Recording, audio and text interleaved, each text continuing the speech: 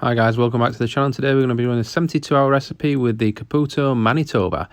It made an absolute cracking pizza. Just look at that, looks absolutely fantastic. Look at that crust, absolutely beautiful. So I'm sure you're like me, you want to know how you're going to make these dough balls. Well, stick around and you're about to find out. The percentages on this one, it's 14% protein, so let's get down to business. So we're going to do a 66% hydration on this one. So you need 660 grams of water, 2 grams of yeast, and then we need to mix those together. Just making sure that all that is nicely dissolved into the water. Just giving it a good old stir around. And now we're going to add that Manitoba in gradually. So gradually add in all that Manitoba flour, and then we're going to mix it all together. So again, just make sure that all that lumps and everything all knocks out of there. So this is a single zero flour, so it's a slightly coarser grain, not like a double zero, which is super fine. So we just need to make sure we're giving that a really good stir and that all them lumps are out of there. So just adding a little bit more in, that's looking fantastic, and we'll continue to stir that. So I've seen on a few other videos that people use this and they make a bit of a blend with other flours. So we're doing 100% today, but I think in a future video we might use this as a 50-50 or maybe a 75-25 split, either way. So just to say, as always, thank you very much for watching this video, and also as well to those who've taken the time to subscribe, to comment, and also to like the other videos that we've got on our channel. And if you are new to the channel, please consider subscribing. It really does help us out. So I must admit, it's taken me quite a while to get hold of some of this flour. Don't know why, but eventually I have got hold of it, and now I'm really was looking forward to making this video for you today. So that is now becoming really stiff and really thick, and it won't be long now until we're thinking about taking this out of the bowl. But we'll add a little bit more flour in, and I think that'll just unstick it from the bowl a little bit further. So the first impressions are really good with this flour. I haven't got any problems so far. It's coming nicely unstuck to that bowl. As you can see, the bowl is starting to become clean, which is a surefire sign that it's ready to come out, and we'll start to do some kneading. So pour a little bit of flour onto the work surface. Now, one mistake I've done here, I've poured it all out onto the work surface. I didn't save any for the bowl, so I'm just putting a little bit in to the back of the bowl as I'm pouring the dough out.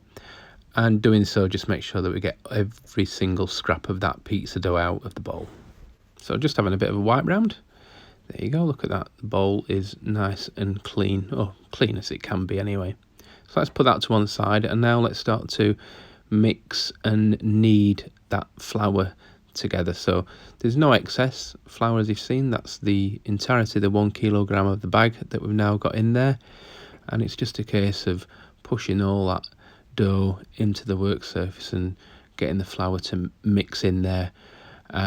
One thing I did notice with this flour is that it did take quite nicely to it. It didn't take too long to incorporate all that flour, but we have gone in with a bit of a higher hydration, which probably figures as to why it didn't take as long. So we're just pushing all that in now, and it's just nicely going into that flour. So we'll soon be ready for a knead. Just scraping all those last little bits in there. So let's start to have a knead of this dough. We'll wipe round and get every single scrap of the flour in now to the dough. So it started off really well, this flour, but it soon started to stick, as you can see, and this is unedited, so it literally stuck straight away. So please leave a comment. Has this happened to you before with this flour? If it has or hasn't, please let me know. So I did have to do a bit of a fold and slapping technique onto the work surface, and it did come brown pretty quickly, as you can see. So bit annoying that it is sticking, but we didn't use any excess flour, and as you can see, it does start sticking again to the work surface, and it was a little bit annoying. Now the thing is, if you do find that the fold and technique and the slapping it onto the work surface doesn't work, sometimes it's best just to leave it be, cover it for an hour, and go and have a cup of tea. And after the hour, you can return and let's just see how we get on now. So it's still a bit sticky. I'm having to use the dough scraper, so just make sure if you're using this flour you keep that on hand. It will make life a hell of a lot easier. And look, there you go, it's still quite sticky even though we've left it an hour. So let's get it ready to put in some salt. So we're going to add in 25 grams of salt now, and we're just going to make sure we fold all that in, and we'll use a dough scraper. It makes life easier. There's no harm in using that if it helps you out. And we'll just keep folding it, add a bit more salt. But yes, I really did find that this dough was quite sticky throughout, really, this process. So we're just adding the salt, and that's just about all the salt in. Last little bit to go in. That's all the salt in. So we'll knead it for 5 minutes. Now, as daft as it sounds, this dough then recovered and became less sticky again, and it became really easy to handle. So it's not one I'd recommend for anybody who's a beginner, maybe to making your own pizza dough by hand. But if you are brave, have a go. So just kneading it now, and it was okay, as you can see on the pictures. But it was starting to get a bit sticky again, so best form it into a ball whilst we can. So just forming it into a ball, and it's nice and smooth on top. That looks absolutely fantastic.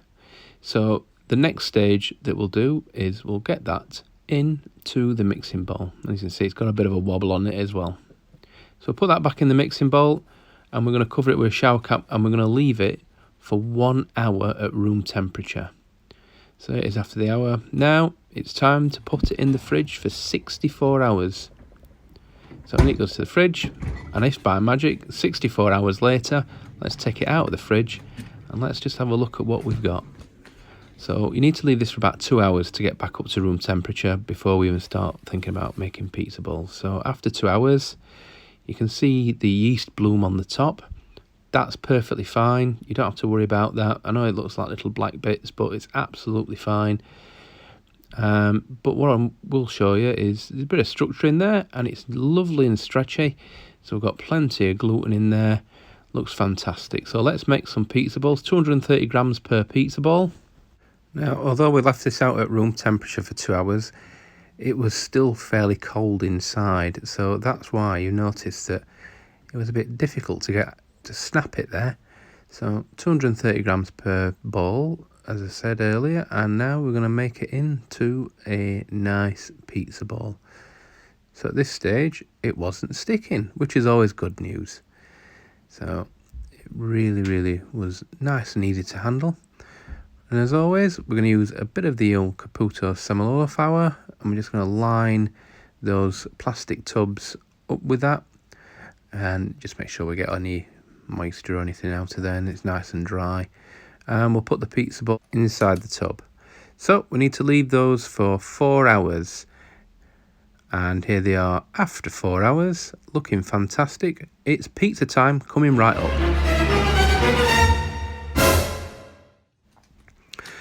Right, so it's pizza time. So Oliver wanted to do some freehand camera work rather than using the camera stand, so that's why we're using a bit of a different camera angle today. So this flour, it came pretty easily out. It wasn't very sticky to the sides, and we're going to put that onto some Semolina flour. Really soft by this stage. So we had no problems forming the base. So just with your fingers, form the base out, as you can see. Any bubbles, give them a pop. We don't want those to form whilst we are making our pizza, because it'll just burn. So just using the steering wheel method, and the dough was falling away really nicely. So as you can see, just working that round, just resting on my arm. I'm going to move all that Semolina flour out of the way. We don't want that.